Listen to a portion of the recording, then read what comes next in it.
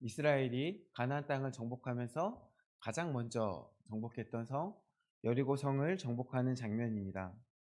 성을 공격하는 거니까 공성전이 되겠죠? 근데 이 장면에 대해서는 교회 좀 죄송합니다. 교회 좀 다녀봤다 하시는 분들은 한두 번씩은 다 들어봤을 거예요. 여리고 공성전 그 내용 다 들어보셨죠? 오늘 처음 들어오는 분 계세요? 별로 이제 뭐 계실 수도 있는데 대부분은 좀 들어봤을 것 같아요. 왜냐면 이 공성전이 굉장히 특이하기 때문에 그래요. 보통 성벽을 정복하려면 어떻게 합니까? 물론 우리가 공성전을 실제로 본 적도 없지만 우리 그래도 이제 우리 남자 친구들은 게임을 통해서 혹은 어떤 영화를 통해서 여러 가지 매체를 통해서 공성전이 어떤 건지 우리가 좀 알게 되죠. 뭐 이제 성벽이 이렇게 있으면 공성추나 여러 가지 공성 무기가 등장해서 성벽을 부시거나 성문을 부시거나 혹은 사다리를 갖고 와서 성벽을 타고 올라갑니다. 그도 아니면 성벽 옆에 이렇게 토성을 쌓아서 서로 이제 높이가 비슷해지면 서로 활 쏘고 이렇게 싸우기도 합니다. 이런 게 우리가 알고 있는 공성전인데 오늘 공성전에는 방금 나열한 공성 무기가 단 하나도 등장하지 않아요. 그 전에도 후에도 본 적 없었던 특이한 공성전이 진행되고 있습니다. 어떻게 진행되냐? 오늘 본문에 자세히 나오는데 이스라엘의 모든 군사들이요 성이 이렇게 있으면 성 주변을 한 바퀴 이렇게 돕니다. 하루에 한 바퀴 돌아요. 근데 그냥 도는 게 아니고 가장 먼저 제사장들이 양각 나팔을 들고 나팔을 불면서 앞서갑니다. 그리고 그 뒤에 여호와의 궤가 가고 그 다음에 사람들이 군인들이 그 뒤를 따라가죠. 그렇게 해서 한 번 한 바퀴 돌고 그날 쉽니다. 그 다음날 또 한 바퀴 돌고 또 쉽니다. 그렇게 6일 동안을 돌다가 마지막 7일째에는 이제 7바퀴를 돕니다. 그리고서 이번에 나팔을 불었더니 이번에는 그전에는 조용히 따라오던 이스라엘 사람들이 이스라엘 군사가 소리를 빽 하고 지릅니다. 그랬더니 성이 무너졌다는 것입니다. 말 그대로 전무후무한 공성전이라고 할 수 있겠어요. 여리고 성 이후에도 가나안 정복 전쟁이 계속 있었고 공성전은 계속 있었어요. 근데 성경에 이와 같은 공성전이 또 나오는 경우는 없어요. 성경뿐 아니라 역사 가운데서도 이런 공성전은 전에도 없었고 앞에도 없었겠죠. 유일한 성경 안에서도 그렇고 세상에서도 그렇고 유일한 사건이라는 말입니다. 그러면 하나님께서는 왜 이 여리고 성을 이렇게 특별하게 유니크한 방법으로 치셨을까요? 그 답은 이 여리고 사건 이후에 어떤 결과가 생겼는지를 살펴보면 알 수가 있어요. 지금 우리가 읽은 본문이 6장인데요. 요수아 6장인데요. 6장 마지막 절을 제가 한번 읽어볼게요. 6장 27절 말씀입니다. 여리고성이 끝나자 그 공성전이 끝나자 이렇게 기록하고 있습니다. 여호와께서 여호수아와 함께 하시니 여호수아의 소문이 그 온 땅에 퍼지니라. 여리고 공성전이 끝났습니다. 근데 그 결과가 뭐라고요? 여호와 하나님께서 여호수아와 함께 하시는 것을 모든 사람이 보았고 그 소식이 온 땅에 다 퍼졌다. 여기서 온 땅은 가나안 땅일 거예요, 아마. 이 가나안 온 땅에 다 퍼졌다. 이것으로 이 결과가 끝나는 것입니다. 거기에 그 결과에 하나님의 의도가 있겠죠. 온 땅 가운데 하나님께서 여호수아와 함께하는 것을 보이시는 것. 근데 한번 생각해 보십시오. 이 가나안 땅이 작은 땅은 아니거든요. 그 온 땅에 이 소식이 다 퍼지는 것이 쉬운 일이었을까요? 그때는요 인터넷은커녕 요즘 같으면은 이제 분 단위로 실시간으로 다 퍼지겠죠. 여리고성이 무너졌대. 빙빙 돌았는데 무너졌대. 영상 찍어서 올리겠죠. 근데 그때는 인터넷도 당연히 없었고 통신들도 없던 시대예요.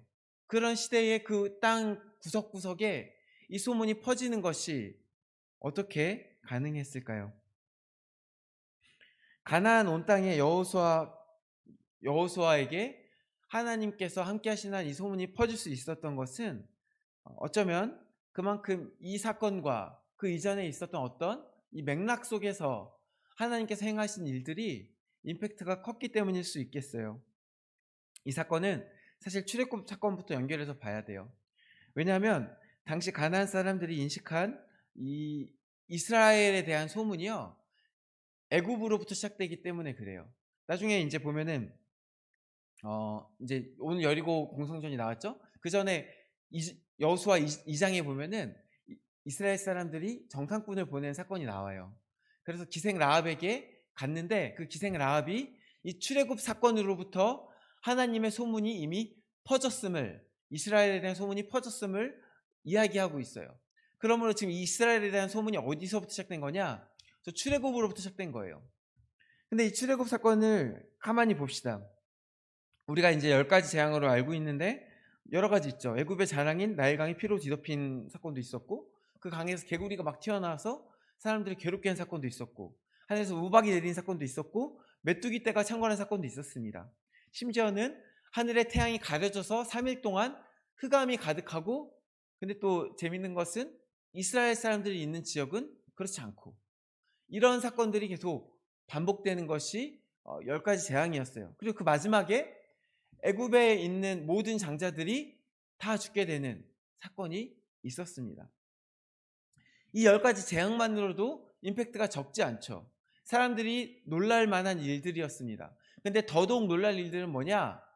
이 10가지 재앙이 그냥 재앙이 아니라 애굽의 신들을 저격하는 재앙이었다는 겁니다. 몇 가지 예를 들어볼게요. 아까 이제 개구리가 막 강에서 튀어나왔다 그랬죠. 개구리가 강에서 튀어나와서 사람들이 괴롭게 했어요. 근데 개구리는 이제 애굽에서 그 애굽 땅을 애굽 땅을 기름지게 해서 유익한 동물이라고 여기고, 한편으로는 신성시하는 동물이었어요. 그래서 애굽에는 개구리 머리를 가진 여신 헤게트라는 신이 있었어요. 당연히 그러면 이 개구리들은 이 헤게트 여신의 권속들인 거죠. 자신들이 따른 어떤 개구리 여신이 있고, 그 권속들이 개구리인 건데, 그 개구리가 오히려 자신들을 괴롭게 만드는 겁니다. 또 애굽의 가장 큰 신이 뭐냐? 바로 태양신 라입니다. 애굽의 파라오는 대대로 태양신 라의 아들이라고 여겨졌어요. 그래서 이 말은 뭐냐? 이 애굽의 절대 왕권의 기반에 뭐가 있었다는 얘기냐면 태양신 라가 있었다는 거예요. 이 태양신 라에 대한 신앙이 그들의 왕권의 기반이 될 정도로 강력한 신권을 가지고 있었어요. 근데 이 태양신 라가 있는데 하나님께서 명하시니까 어떻게 됐다고요? 태양이 빛을 잃었어요. 3일 동안 빛을 잃었어요. 하루 정도는 뭐 그럴 수 있죠. 이틀도 뭐 그런 일이 있을 수 있습니다. 사흘 동안 그랬어요. 심지어 이스라엘 백성들이 있는 땅에는 그 빛이 비추고, 이집트 사람들이 있는 땅에만 흑암이 임하였다는 거예요. 그러면 이 상황 가운데 사람들은 무엇을 보게 되겠어요? 태양신 나가 진짜 태양을 관장하는 신이냐, 아니면 여호와 하나님께서 진짜 태양을 주재하시는 신이냐, 그것을 볼 수 있는 거예요. 이 10가지 재앙이 일어날 때 사람들은 단순히 무서운 일들이 일어났다 이것이 아니라, 애굽의 신보다 저 이름도 잘 알지 못하는 이스라엘의 신이 더 세구나, 이렇게 알게 된 거예요. 당시 이제 애굽은 그 지역의 패권국이었거든요. 패권국 하면 지금 이제 우리 이 시대에는 미국이죠. 우리가 가장 강한 나라 하면 미국을 떠올리는데, 그 당시는 애굽을 떠올렸어요. 근데 그 당시에 나라의 힘이 어디서 온다고 사람들이 믿었냐? 신들에게서 온다고 믿었어요. 그러면 만약에 애굽이 그 당시 가장 센 나라였어. 그러면 가장 센 신은 어디 신이에요? 애굽 신인 거예요. 근데 그 애굽 신을 듣도 보도 못한 이스라엘이라는 민족의 신이 깨부신 거예요. 얼마나 임팩트가 크겠어요. 얼마나 사람들이 놀랐겠어요. 그래가지고 이 소식이 너무나도 놀라운 소식이었기 때문에 애굽을 넘어서, 이 광야를 넘어서 가나안 땅에까지 그 소식이 오게 된 거였어요. 그래야 이미 각 민족들은 출애굽 바로 직후로부터 이스라엘에 대한 소문을 어느 정도 듣고 어느 정도 그들에게 집중하고 있었을 거예요. 그런데 이제 출애굽 이후에 이스라엘이 광야에 40년을 지내잖아요. 그럼 40년이라는 시간이 흘렀으니까 이제 두 가지 효과가 있었을 거예요. 하나는 뭐냐? 그만큼 이스라엘에 대한 소문이 더 멀리 퍼지는 시간이 되었을 거예요. 시간이 흐르면 흐를수록 더 소문은 더 멀리 퍼질 수 있잖아요. 근데 또 하나 또 어떤 효과가 있었을 거냐? 그 임팩트는 좀 사라졌을 거예요. 옛날에 할아버지 때에 저 이스라엘의 신이 애굽의 신을 다 제압해버렸대. 옛날 얘기잖아요. 할아버지 때 얘기잖아요. 지금 별로 우리랑 상관없는 것 같잖아요. 그렇게 됐을 때 40년이 흘렀을 때 또 일어나는 사건이 있습니다. 그게 뭐냐? 이스라엘과 그리고 헤스본과 바산과의 전쟁입니다. 이 헤스본과 바산은요, 어, 이제 광야를 지나서 요단강 이제 서쪽에 있는 요단강 동쪽이네요. 요단강 동쪽에 있는 나라들이었어요. 그 나라들은 강대한 나라들이었어요. 생각해 보세요. 이스라엘은 지금 40년 동안 광야에서 떠돌았어요. 이 사람들이 무슨 무기가 있었겠어요? 아니면 보급할 수 있는 어떤 먹을 거라도 양식이라도 풍족히 갖고 있었겠어요? 우리가 알고 있기로 이스라엘 사람들이 이 기간 동안 만나를 먹었잖아요. 만나는요, 이틀 쌓아놓을 수 없는 음식이었어요. 하루가 지나면 썩는 거예요. 매일매일 그날의 만나밖에 없어요. 그런 이스라엘의 입장에서 무슨 이제 쌓아놓은 보급품이 있었겠어요? 뭐 무기가 있었겠어요? 제대로 된 게? 공성 무기가 있었겠어요? 뭐가 있었겠어요? 40년 동안 광야를 떠돈 이 이스라엘 백성들이 더 강했겠어요? 아니면 한 지역에서 수십 년 동안 성을 쌓고 농사를 지으며 그 힘을 길러온 민족이 더 강했겠어요? 심지어 성경은 그들에 대해서 언급하기를 그들이 거인족 속의 후손들이라서 키가 큰 사람들이었다 이렇게 기록하고 있어요. 누가 봐도 헤스본과 이 바산이 더 강한 나라였을 거예요. 그런데 40년 동안 그 광야를 떠돌던 이스라엘이 이 헤스본과 바산과 부딪혀서 그들을 고꾸라뜨립니다. 아까 제가 뭐라 그랬어요? 그 당시의 나라들의 힘은 어디에서 온다고 믿었다고요? 신들에게서요. 사람들이 보기에 이 나라의 국력 차이는 있었는데 이스라엘의 신이 이 헤스본과 바산의 신을 무너뜨렸다 사람들이 생각하지 않겠어요? 그 당시에? 심지어 그 전에 알고 보니까 이 이스라엘은 40년 전에 우리 할아버지 때에 저 애굽의 신들을 무너뜨린 신이었어. 이 소식이 다시 한번 이 땅에 퍼져나갔을 거예요. 그래서 이제 요단강 동쪽에 그런 일들이 생기고 퍼져나가면서 가나안 땅까지도 그 소문이 퍼져나간 거예요. 그래서 아까 언급했지만 이 가나안 사람 중에 이 소식을 아는 사람들이 굉장히 많았어요. 이 여리고에 이미 그 소식을 알고 있어서 여리고 사람들도 지금 이 이스라엘을 주목하고 있었어요.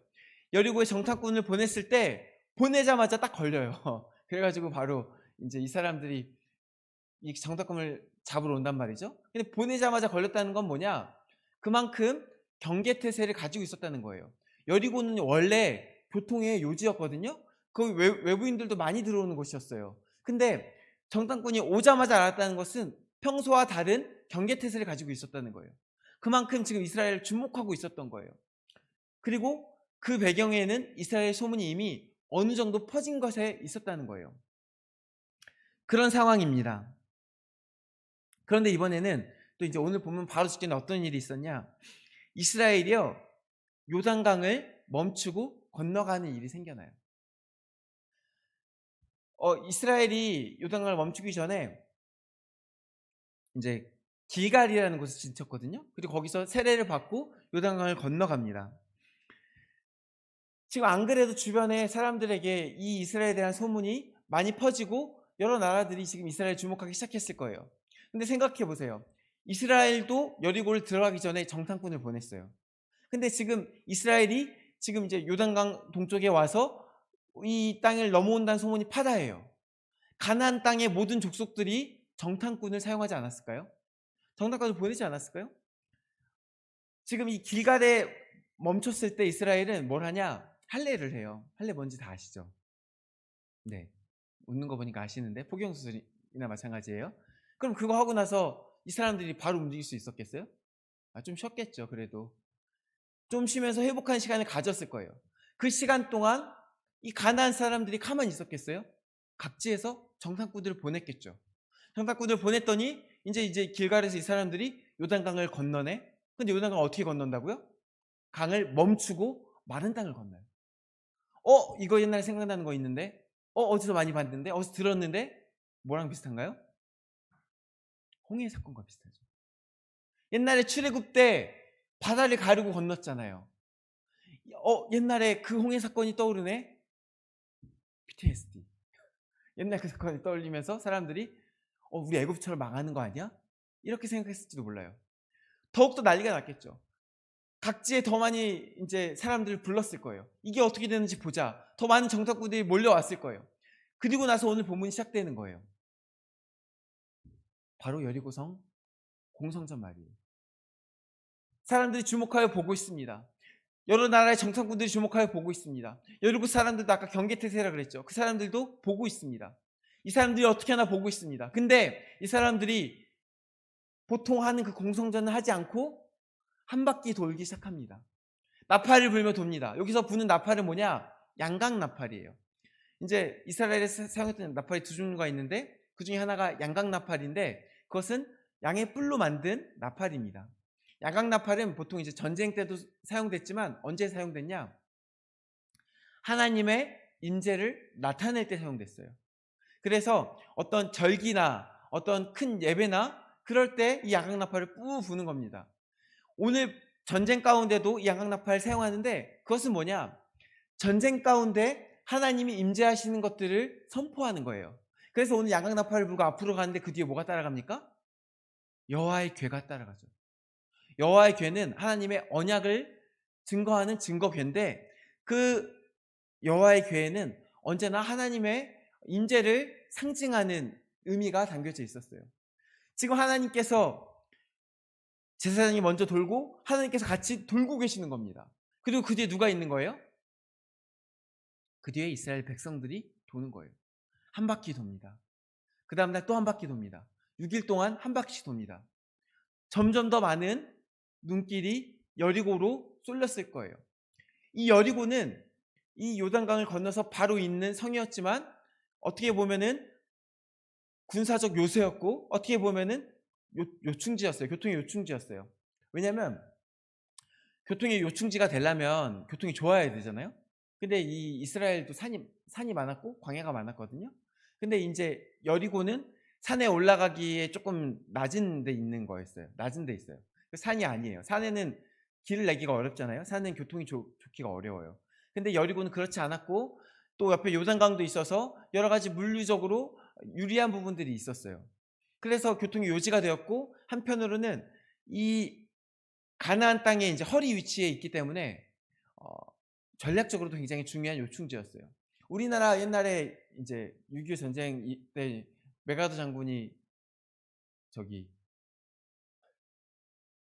갑자기 서울 옆에 인천에 상륙작전을 하죠. 근데 왜 인천으로 왔냐? 거기가 허리잖아요, 허리. 허리를 끊고 온 거예요. 그와 같이 지금 요단강을 건너서 허리를 지금 공격하고 있는 거예요. 그래서 이 주변 사람들이 관심을 가지고 있을 때에 얼마나 조마조마하면서 받겠어요. 저들의 신이 굉장히 센 그 이스라엘 신이라는데 저 애굽을 박살내고 저 바산도 박살내고 헤스본도 박살낸 그 강대한 신이라는데 실제로 보니까 요단강도 막 멈추고 들어오네. 무서운 신이다 이렇게 생각을 하고 있었을 거예요. 근데 그들이 보기에 여리고성도 만만치 않아요.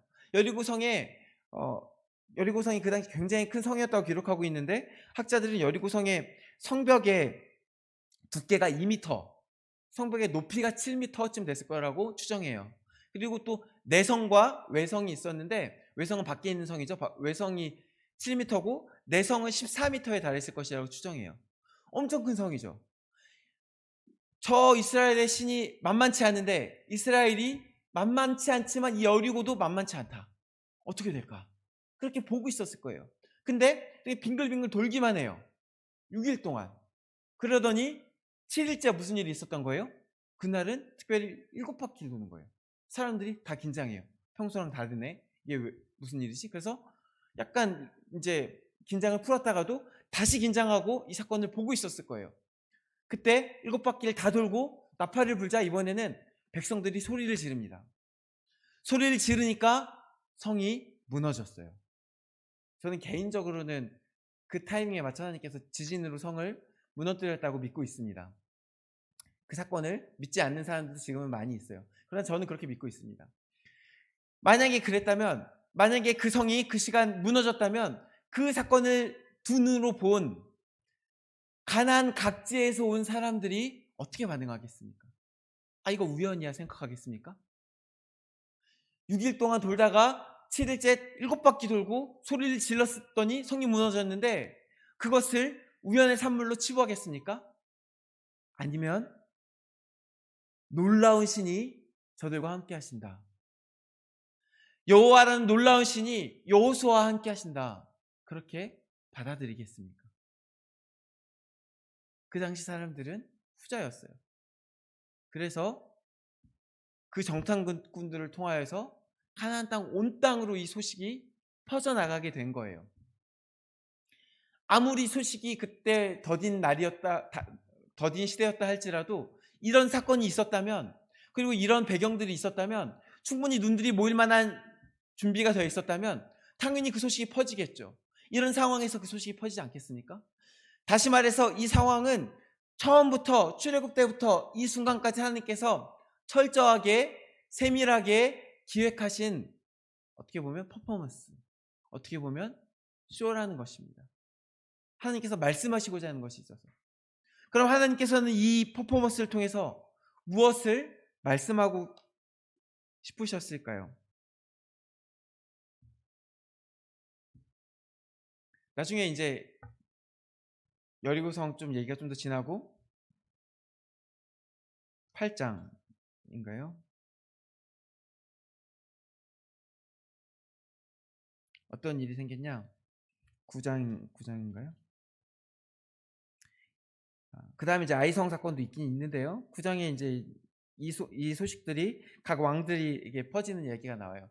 이제 여리고성 사건을 포함해서 그 다음에 이제 또 이제 아이성을 점령하거든요. 다른 성을 점령한 사건들이 주변 왕들에게 전하여집니다. 그랬더니 9장에서 이제 사람들이 어떻게 반응하냐? 두 가지 반응이 나와요. 하나는 왕들이 연합해서 맞서 싸웁니다. 또 하나는 어떤 반응이 나오냐? 기브온 사람들이 항복하는 일이 생겨요.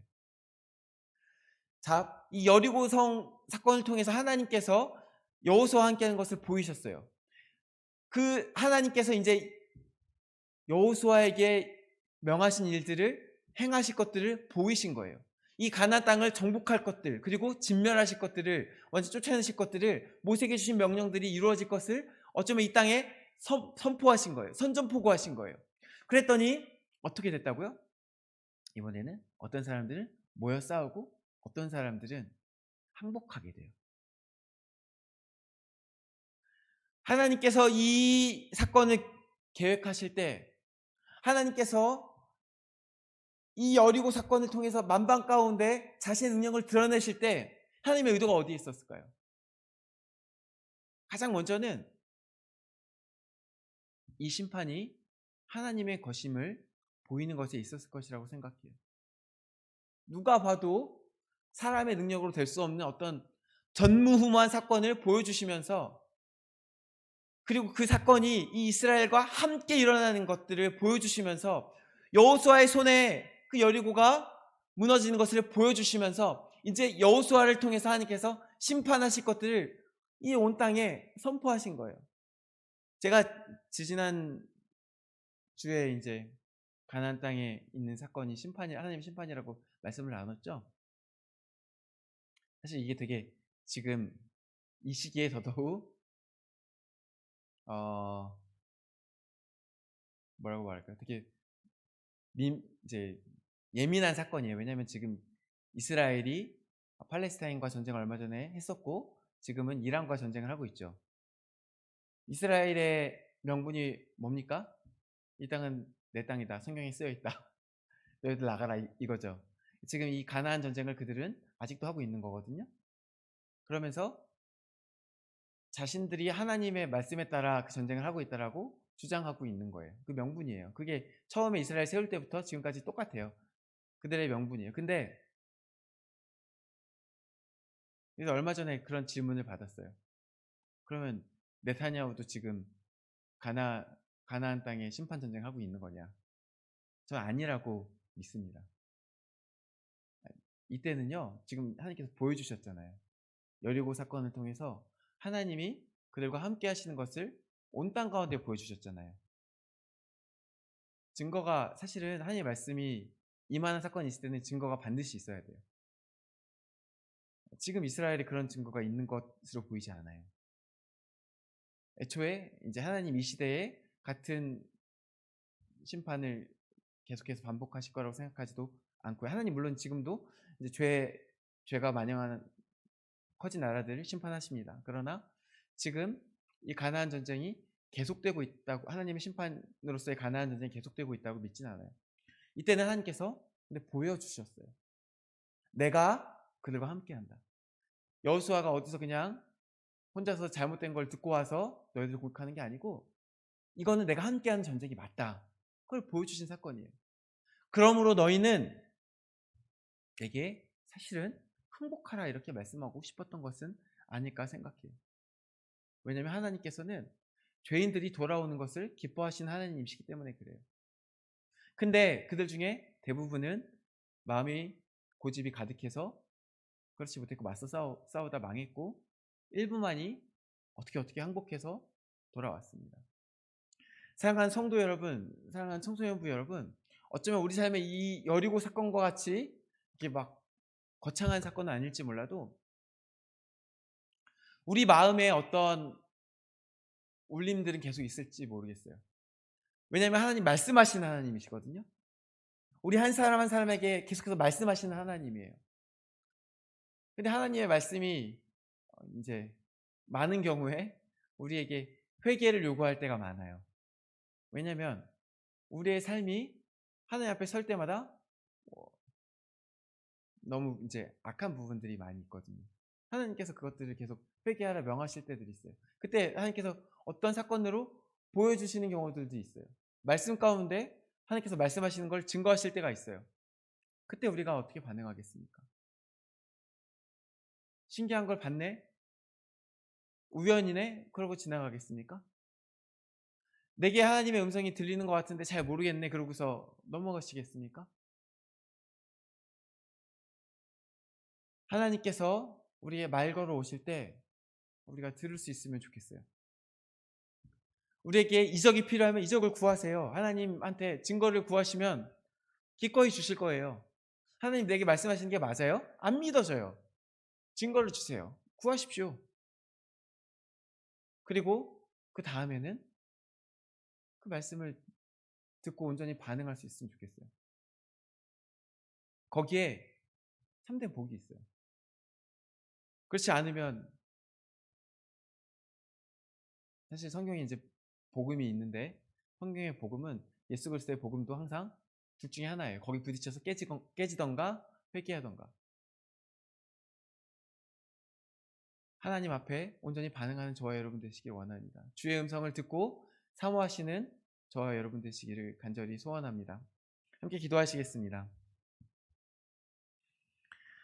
참 좋으신 하나님 감사합니다. 우리에게 날마다 말씀하시는 하나님, 그 음성 가운데 온전히 반응하는 우리들 될 수 있게 은혜를 베풀어 주시옵소서.